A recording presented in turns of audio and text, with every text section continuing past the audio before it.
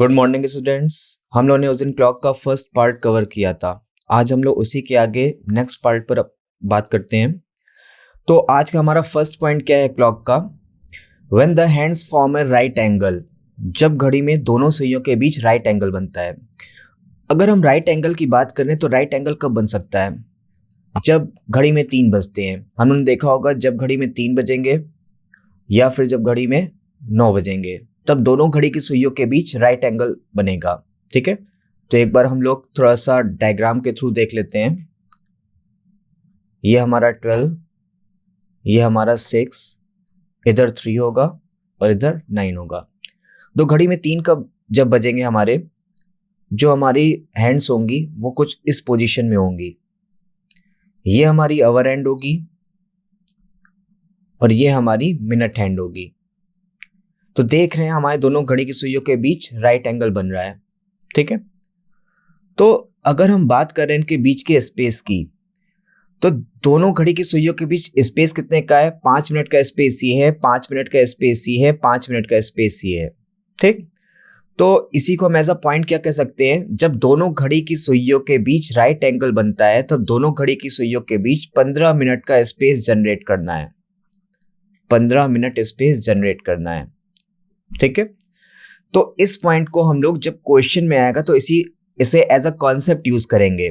जब हमसे कहा जाएगा कि हमें दोनों घड़ी की सुइयों के बीच राइट एंगल फॉर्म करना है, तो अगर हमें राइट एंगल फॉर्म करना होगा तो हमें दोनों घड़ी की सुइयों के बीच 15 मिनट का स्पेस जनरेट करना होगा, क्योंकि हमें पता है अगर हम 15 मिनट का स्पेस जनरेट कर देंगे तो हमारी दोनों घड़ी की सुइयों के बीच राइट एंगल फॉर्म होगा। ठीक है, सिमिलर जब घड़ी में 9 बजेंगे, जब घड़ी में 9 बजते हैं तो हमारी घड़ी की सुइयों के बीच कुछ डायरेक्शन ऐसी रहती हैं। मिनट हैंड ऊपर रहेगी, अवर हैंड 9 पे रहेगी, तो भी हमारा जो स्पेस रहेगा कितने का रहेगा? 15 मिनट का स्पेस। 5 मिनट स्पेस ये, 5 मिनट का ये, 5 मिनट का ये, तो अभी भी हमारा 15 मिनट का स्पेस जनरेट हो रहा है। ठीक है, तो इस पॉइंट में क्या बताया गया है? अगर हमें 90 डिग्री का एंगल फॉर्म करना है घड़ी की सुइयों के बीच, तो दोनों घड़ी की सुइयों के बीच 15 मिनट का स्पेस होना चाहिए। ठीक है, नेक्स्ट पॉइंट हमारा क्या कह रहा है? When the hands points in opposite directions, they are 30 minute marks apart. अगर हमारी दोनों घड़ी की सुइयां अपोजिट डायरेक्शन में है। ठीक, अब जैसे हमसे क्वेश्चन में कहा जाएगा, क्वेश्चन में पूछा जाता है, जैसे मान लिया क्वेश्चन हमारे पास 2 से 3 के बीच का वो कौन सा टाइम होगा जब दोनों घड़ी की सुइयां अपोजिट डायरेक्शन में होंगी। ठीक है, तो अपोजिट डायरेक्शंस में घड़ी की सुइयों के बीच डिफरेंस कितना रहेगा, पहले हम वो चेक कर लेते हैं। ठीक है, तो अपोजिट डायरेक्शन के लिए हम बात करते हैं जब हमारी घड़ी में 6 बजते हैं। ये 12, ये 6, जब घड़ी में हमारे 6 बजेंगे तो दोनों घड़ी की सुइयों के बीच कुछ डायरेक्शंस ऐसी रहेगी। ये हमारी मिनट हैंड है और ये हमारी अवर हैंड है, तो हम देख सकते हैं दोनों हमारी क्या है? अपोजिट डायरेक्शन में। ठीक, तो अगर अपोजिट डायरेक्शन में है तो दोनों घड़ी की सुइयों के बीच कितने मिनट का डिफरेंस है?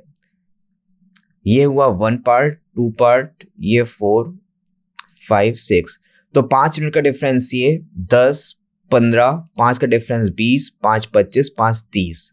तो अगर हमें दोनों घड़ी की सुइयां अपोजिट डायरेक्शन में करनी है, मींस हमें 30 मिनट स्पेस जनरेट करना होगा। ठीक है, तो ये जो दो हमारे पॉइंट्स हैं इसे हम लोग क्वेश्चन में एज अ कॉन्सेप्ट यूज करेंगे। अगर हमें 90 डिग्री का एंगल जनरेट करना है दोनों घड़ी की सुइयों के बीच, मींस हमें दोनों घड़ी की सुइयों के बीच 15 मिनट का स्पेस जनरेट करना है।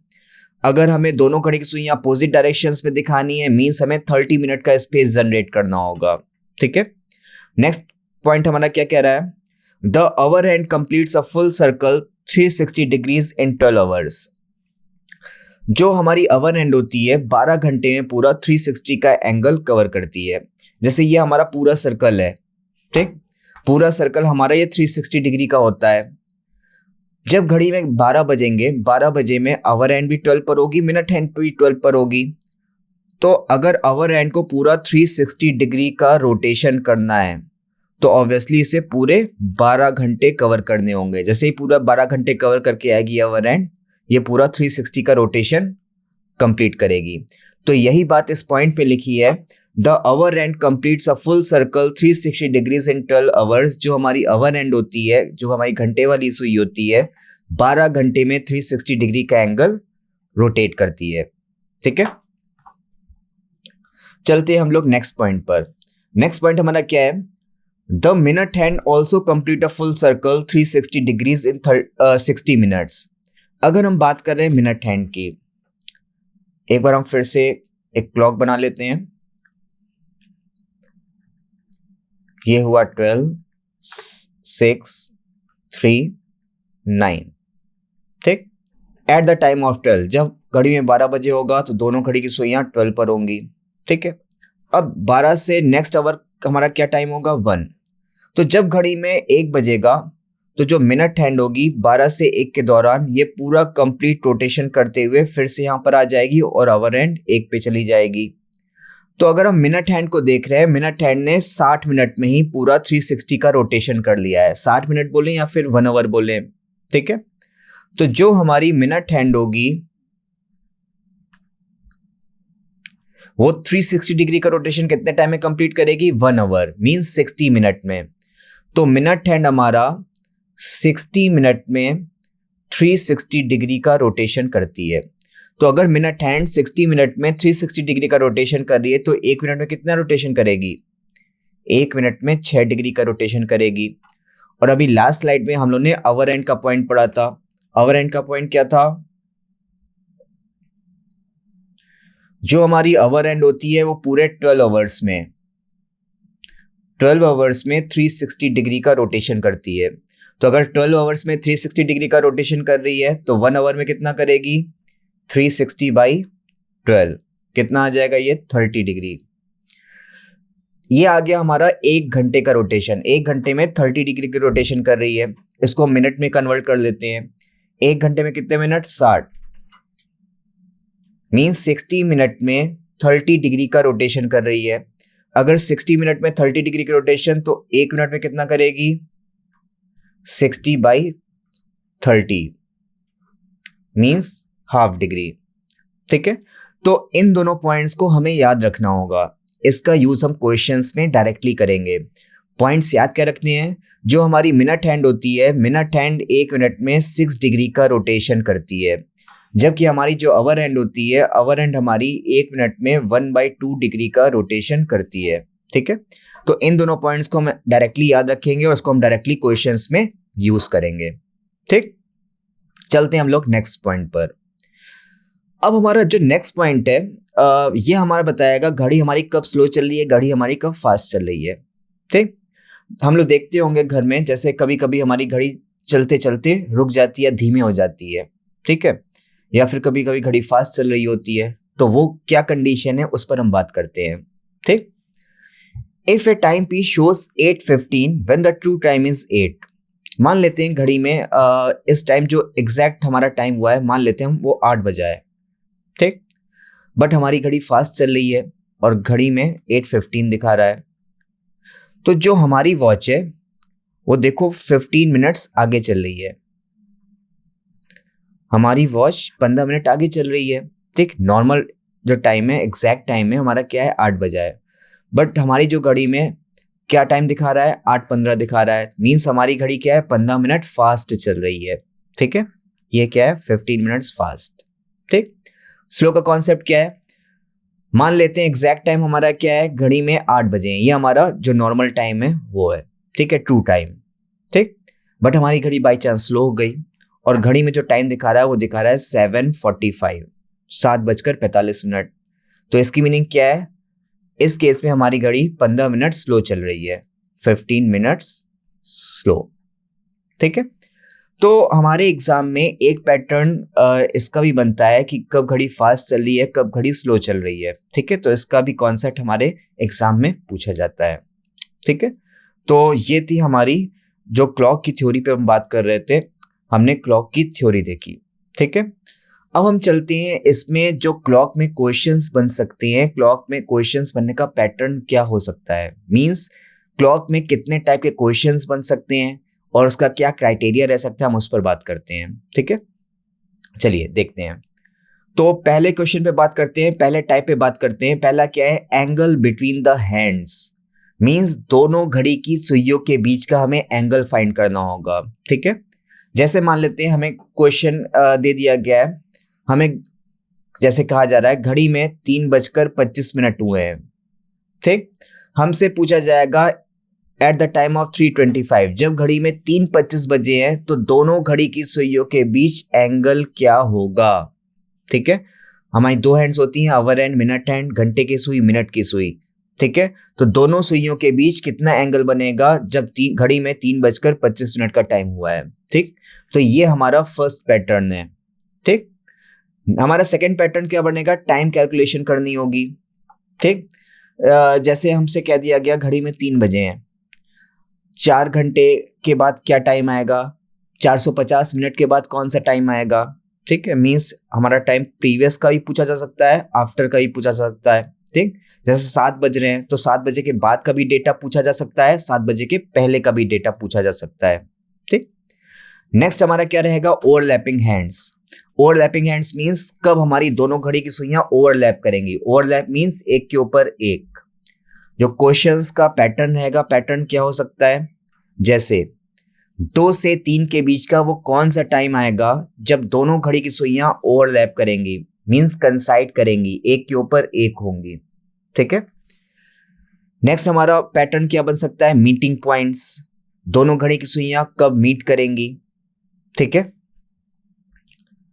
अब थोड़ा सा हम लोग एक क्वेश्चन के थ्रू बात करेंगे, एग्जाम्पल हम लोग सॉल्व करते चलेंगे। ठीक है, तो हमारा फर्स्ट पैटर्न क्या था, एंगल बिटवीन द हैंड्स, हमें दोनों घड़ी की सुइयों के बीच का एंगल फाइंड करना था।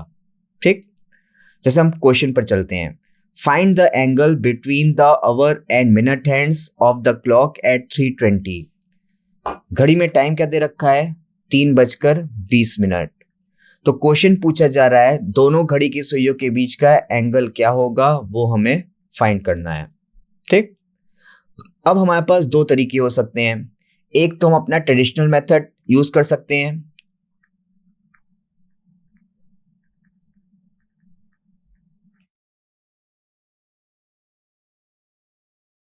और दूसरा जो हम लोगों ने इसका शॉर्ट फॉर्मूला पढ़ रखा है।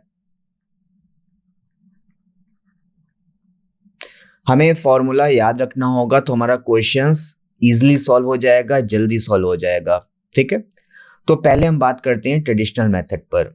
ट्रेडिशनल मेथड इसका क्या कहता है, जैसा कि हमने पढ़ा था, जो हमारी अवर एंड होती है, अवर एंड होती है जो पूरा 360 डिग्री का रोटेशन करती है, वो कितने टाइम में करेगी, 12 आवर्स से करेगी। ये हम लोगों ने पीछे डेटा पढ़ रखा है। तो अवर एंड हमारी 12 आवर्स में कितने डिग्री का रोटेशन करती है, 360 डिग्री का रोटेशन करती है। तो 1 घंटे में कितने डिग्री का रोटेशन करेगी, 360/12 मीन्स 30 डिग्री का रोटेशन करेगी। हमें चेक क्या करना है, घड़ी में 3:20 हुए हैं, तो इसको हम पूरा पहले आवर में कन्वर्ट कर लेते हैं। तो 3:20 में 3 आवर्स तो ये है, और ये डेटा हमारा मिनट में है। तो इसको आवर में चेंज करने के लिए, मिनट को आवर में चेंज करने के लिए हम लोग 60 से डिवाइड करते हैं। तो 3 आवर तो ये हो गया, और 20 मिनट को आवर में चेंज करेंगे तो 60 से डिवाइड किया तो ये क्या हो जाएगा, 3 + 1/3। तो ये कितना आ जाएगा, 10/3। ठीक है, तो हमने 1 घंटे में देखा 30 डिग्री का रोटेशन हो रहा है, तो हमें फाइंड करना है 3:20 मीन्स 3 होल 1/3, 10/3 आवर्स का डेटा फाइंड करना है।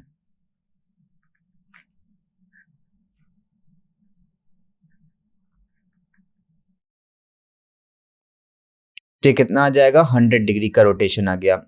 तो जो हमारी आवर एंड है, घंटे की सुई है, उसने 10/3 आवर्स में 100 डिग्री का रोटेशन किया है। ठीक, अब हम चलते हैं मिनट हैंड पर।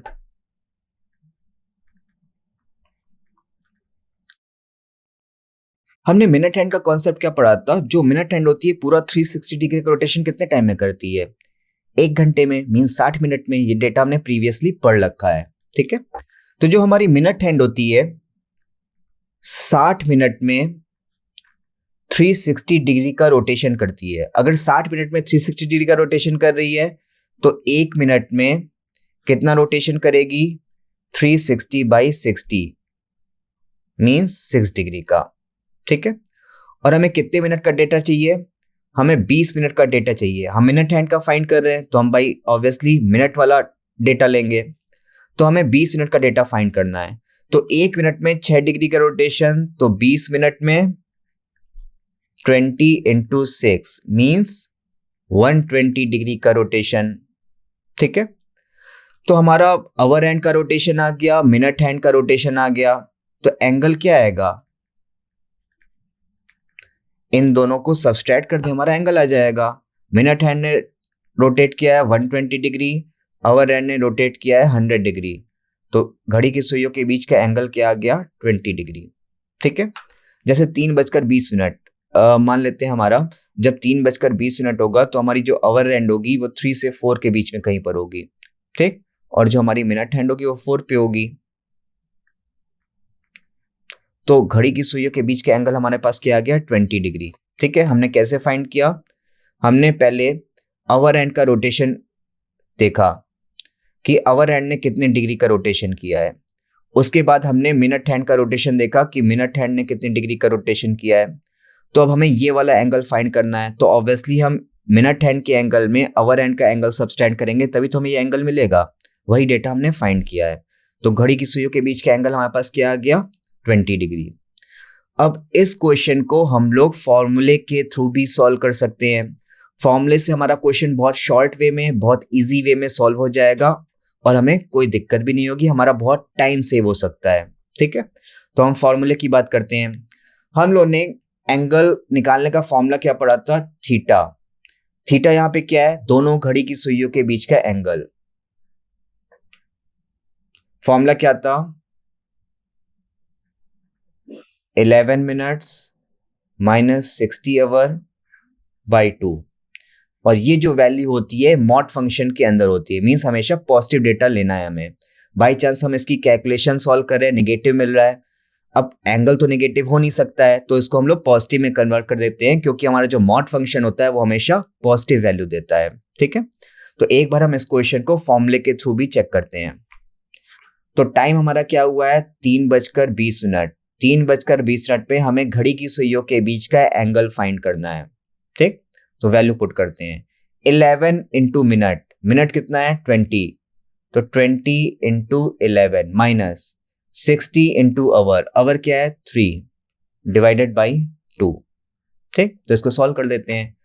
20 गुणे 11 कितना आ जाएगा? 220 माइनस 60 इंटू 3 कितना आएगा? 180, 180 डिवाइडेड बाई 2। तो ये कितना आ जाएगा? ये आ गया 40/2, और 40/2 की मीनिंग 20 डिग्री। तो घड़ी की सुइयों के बीच का एंगल आ गया हमारा 20 डिग्री। तो जब घड़ी में 3:20 हुआ है, उस टाइम पर हमारी दोनों घड़ी की सुइयों के बीच का एंगल आएगा 20 डिग्री। तो हमने देखा फॉर्मूला हमारा क्वेश्चन बहुत इजी वे में सॉल्व कर रहा है।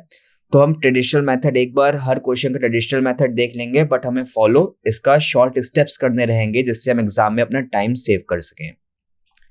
चलते हैं हम लोग नेक्स्ट पैटर्न पर। नेक्स्ट पैटर्न हमारा क्या कह रहा है? ये इसका हमारा डिटेल सॉल्यूशन है जो हम लोगों ने अभी पीछे डिस्कस किया है। टाइम कैलकुलेशन, ठीक है। हमारा ये सेकेंड पैटर्न है। Find the time eight which the angle between the hands is a given value. तो प्रॉब्लम को लेके हम लोग सॉल्व करते हैं। At what time between 2 and 3 o'clock will the angle between the hands of a clock be 30 degree. 2 से 3 के बीच का वो कौन सा टाइम आएगा जब दोनों घड़ी की सुइयों के बीच 30 डिग्री का एंगल बनेगा, ठीक है। तो इसका कॉन्सेप्ट भी हमने क्लॉक की थ्योरी में पढ़ रखा था। हमें क्या फाइंड करना है? टाइम। तो टाइम निकालने का फॉर्मूला क्या देखा था? 2/11 A1 प्लस माइनस A2, ठीक है। यहां पे A2 हमारा क्या था? A2 हमारा था गिवन एंगल, गिवन एंगल। तो यहां पर क्वेश्चन में हमें एंगल कितने का दे रखा है? 30 डिग्री का दे रखा है, मींस A2 की वैल्यू क्या है? 30 डिग्री। और जो A1 था, A1 क्या था? 30 degree into smaller value, smaller value. और ये स्मॉलर वैल्यू किसकी थी? ये जो हमें टाइम गिवन होगा, जिस ड्यूरेशन का टाइम होगा। जैसे हमें यहाँ टाइम दे रखा है बिटवीन 2 and 3, 2 से 3 के बीच का टाइम। तो इन दोनों में स्मॉलर वैल्यू क्या है? इन दोनों में स्मॉलर वैल्यू है 2, तो हमें स्मॉलर वैल्यू लेनी है। ठीक है, तो A1 की वैल्यू क्या हो जाएगी? 30 डिग्री इंटू 2, कितना आ जाएगा? 60 डिग्री। ठीक, तो हमें टाइम फाइंड करना है, तो अब टाइम कैसे फाइंड करेंगे? वैल्यू पुट कर देते हैं, 2/11 A1 plus minus A2। A1 की वैल्यू हमारे पास क्या आ गई? 60 प्लस माइनस A2 की वैल्यू 30। ठीक है, इसको सॉल्व कर लेते हैं। 2/11, दो आंसर आएंगे, एक आएगा 60 प्लस 30 के थ्रू और एक आएगा 60 माइनस 30 के थ्रू। तो एक बार हम लोग ले लेते हैं 60 प्लस 30, एक आंसर ये होगा और दूसरा आंसर क्या हो जाएगा? 2/11 60 माइनस 30। ठीक है, तो इस पहले प्लस वाले को सॉल्व कर लेते हैं, तो ये आएगा 2/11 इंटू 90 और दूसरा क्या आ जाएगा? 2/11, 60 माइनस 30 क्या हो जाएगा? 30। ठीक, तो ये हो गया 180/11 और दूसरा आंसर हो गया 60/11। तो 60/11 को क्या लिख सकते हैं? 5 होल 5/11। ठीक है, 11 गुणे 5 55, 55 प्लस 5 60, तो ये आ जाएगा 60/11। सिमिलरली इसको हम क्या लिख सकते हैं?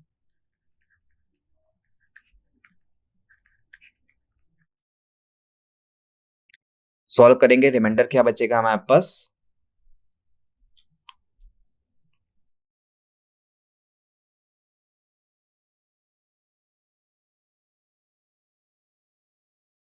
रिमाइंडर हमारे पास क्या बचेगा?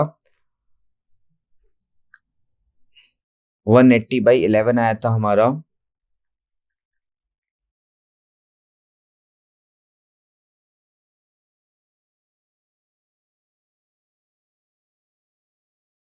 तो ये आएगा 16 होल 4/11। ठीक है, फॉर्मूला हमारा क्या था? 2/11 A1 प्लस माइनस A2।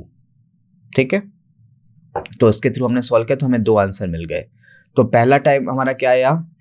2 बजे के इतने मिनट के बाद वो टाइम आएगा जब दोनों घड़ी की सुइयों के बीच 30 डिग्री का एंगल बनेगा, और दूसरा हमारा क्या आया था? माइनस साइन के थ्रू। ठीक है, 2/11 A1 प्लस माइनस A2, जहां पे A2 हमारा क्या था? 30 डिग्री और A1 क्या था? 30 इंटू स्मॉलर वैल्यू मीन्स 2। तो 60 माइनस 30 कितना आया था? 30, 60/11। तो 2 बजे के 5:05 के बाद वो टाइम आएगा जब दोनों घड़ी की सुइयों के बीच 30 डिग्री का एंगल बनेगा। ये इसका डिटेल्ड सॉल्यूशन है। ठीक है, अब हमारा नेक्स्ट पैटर्न क्या रहता है? Overlapping hands. ठीक, क्वेश्चन क्या कह रहा है? How many times do the hour and minute hands overlap in A 24 our period? 24 घंटे के दौरान मिनट हैंड और आवर हैंड कितनी बार ओवरलैप करेंगी? ओवरलैप मींस कंसाइड करेंगी, एक के ऊपर एक रहेंगी। ठीक है, तो हमें ओवरलैपिंग का केस बताना है। Overlapping in a day. ठीक है, तो हमें ये डेटा पता है, हम लोग थ्योरी में पढ़ रखा था कि एक घंटे में एक बार दोनों घड़ी की सुइयां ओवरलैप करती हैं। ठीक है, एक घंटे में एक बार और 12 घंटे में 11 बार। ठीक, ऐसा क्यों होता है? क्योंकि हमने बताया था जैसे जो 11 से 1 के बीच का टाइम आता है, ठीक है, इसमें केवल एक बार ओवरलैपिंग काउंट करी जाती है और कब करी जाती है? 12 बजे। ठीक है, इसलिए यहां पर एक टाइम कम हो जाता है। ठीक, तो 11 से 1 के दौरान हमारे पास दो इंटरवल मिलेंगे, 11 से 12 का और 12 से 1 का। बट इस इंटरवल को हम केवल एक बार काउंट करते हैं क्योंकि इस दौरान जो ओवरलैपिंग होती है कितने बजे होती है? 12 बजे होती है, तो इसको हम केवल एक बार काउंट करते हैं, इसलिए यहां पर एक कम हो जाता है। ठीक, तो अगर 12 घंटे में 11 बार ओवरलैपिंग हो रही है तो 24 घंटे में कितनी बार होगी? 22 टाइम्स, मीन्स 22 बार। ठीक है, हमसे यही क्वेश्चन पूछा गया था कि 24 घंटे में आवर एंड और मिनट हैंड कितनी बार ओवरलैप करें, तो कितनी बार ओवरलैप करेंगी? 22 टाइम्स, मीन्स 22 बार। क्लियर है? चलते हम लोग अपने नेक्स्ट क्वेश्चन पर डिस्कस करते हैं। नेक्स्ट पैटर्न हमारा क्या है उस पर हम डिस्कस करते हैं। Meeting points, determine the number of times the hour and minute hands meet in a day. कितनी बार आवर और मिनट हैंड मीट करेंगी इन ए डे, मीन्स 24 घंटे में। ठीक है, प्रॉब्लम हमारी क्या है, how many times do the hour and minute hands meet in 12 hour period. ठीक है, अभी हम लोगों ने देखा था 1 घंटे में एक बार कंसाइड करी थी, ओवरलैप करी थी या फिर मीट करी थी। मीट करने का मतलब भी तो ओवरलैपिंग हुआ, मीट करने का मेथड मींस कंसाइड, तो हमें कंसाइड का ही केस पूछा गया है, ओवरलैपिंग का केस पूछा गया है, बट यहाँ पर 12 घंटे की ड्यूरेशन के अकॉर्ड पूछा गया है। ठीक है, तो हमने क्या देखा था, 1 घंटे में एक बार और 12 घंटे में 11 बार, तो इसका आंसर क्या आएगा, 11 टाइम्स। ठीक है, एक कम क्यों लिया है, क्योंकि 11 से 1 के टाइम के बीच जो ओवरलैपिंग होती है हम लोग एक बार काउंट करते हैं, कब, जब 12 बजता है। तो ये थे हमारे जो क्लॉक के पैटर्न बन सकते हैं, क्वेश्चंस बन सकते हैं। ठीक है, तो हम लोग ने आज क्लॉक की थ्योरी कंप्लीट कर ली है, क्वेश्चंस का पैटर्न चेक कर लिया है। अब हम लोग नेक्स्ट क्लास में इसके जो क्वेश्चंस होते हैं हम लोग उसको देखेंगे, उसको सॉल्व करेंगे।